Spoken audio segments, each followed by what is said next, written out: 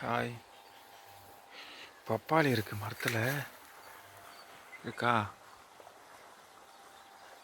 எப்படி இறக்குறதுன்னு தெரில, பழுத்துருச்சு நல்லா. வாங்க எப்படி இறக்குறதுன்னு பார்ப்போம்.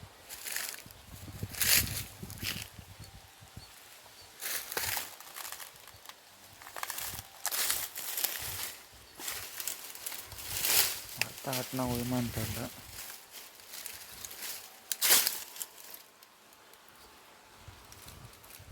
மரத்தை ஆட்டி பார்ப்போம். இதான் பார்ப்போம்.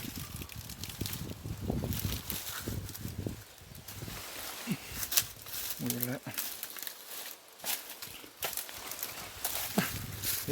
பிடிச்சாச்சே.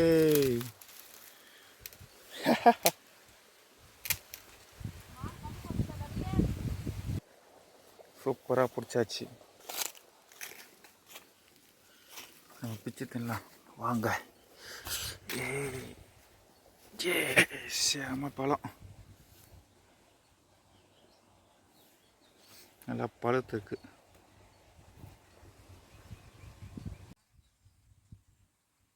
அறுத்துட்டேன். இப்போ இது வெட்டினோம்ல, கை நிலை எதுவுமே இல்லை, கத்தி எடுத்துகிட்டு வரல. அதான் இந்த கல் கச்சுது. சரி கல்லை வச்சு வெட்டுவோம். வெட்டுறது ஒரு கையில் பிடிச்சிட்டு வெட்டுறது தான் கஷ்டமாக இருக்குது. பாருங்க எப்படி வெட்டுது பாருங்க, செம ஷார்ப்பாக இருக்குது. நல்லா ஷார்ப்பாக இருக்குது பாருங்கள்.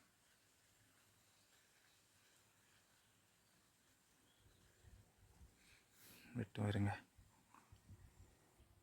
வீடியோ எடுக்கிறதுக்கு அவ்வளோ கஷ்டமாக இருக்குது, ஒரு கையில் பிடிச்சிட்டு எடுக்கிறதுக்கு.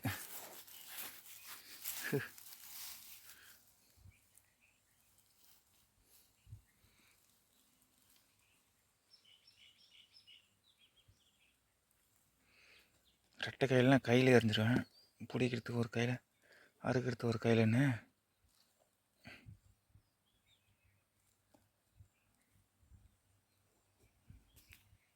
பிச்சிச்சு அதான் இப்போ அப்படியே பிச்சு திங்க வேண்டியதான்.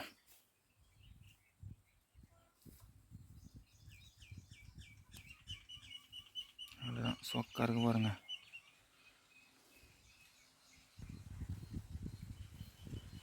நல்லா சாப்பிட வேண்டியதான். வாங்க சாப்பிடலாம். நல்லா விதையோடு இருக்கு பாருங்கள். இதுதான் நாட்டு பப்பாளி, இதுதான் சாப்பிட்ணும். விதை எல்லாத்துலாம் சாப்பிடக்கூடாது எப்போதுமே, அது வந்து உடம்புக்கு நல்லதில்லை. எல்லாமே ஹைப்ரிட் தான். ரொம்ப நல்லாயிருக்கு.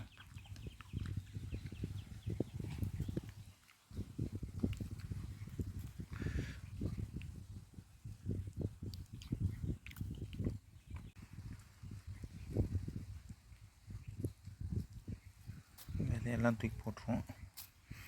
இந்த விதை எல்லாமே அடுத்த ஜென்ரேஷன் வரும். இதுங்க பப்பாளி எல்லாம் சுத்தம் பண்ணி அவ்வளோதான்.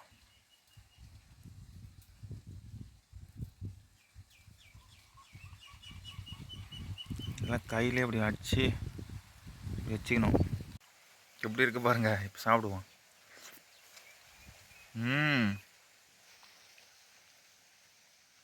நல்லா டக்கராக இருக்குது பழம், செம்ம டேஸ்ட்டாக இருக்குது. இந்தமாரி பழத்தை வந்து நல்லா கொட்டை இருக்க பழமாக வாங்குங்க. அதுதான் வந்து உடம்புக்கு ரொம்ப நல்லது, ஹெல்த்தியானது. இது வந்து இயற்கையாக கிடைக்கக்கூடியது.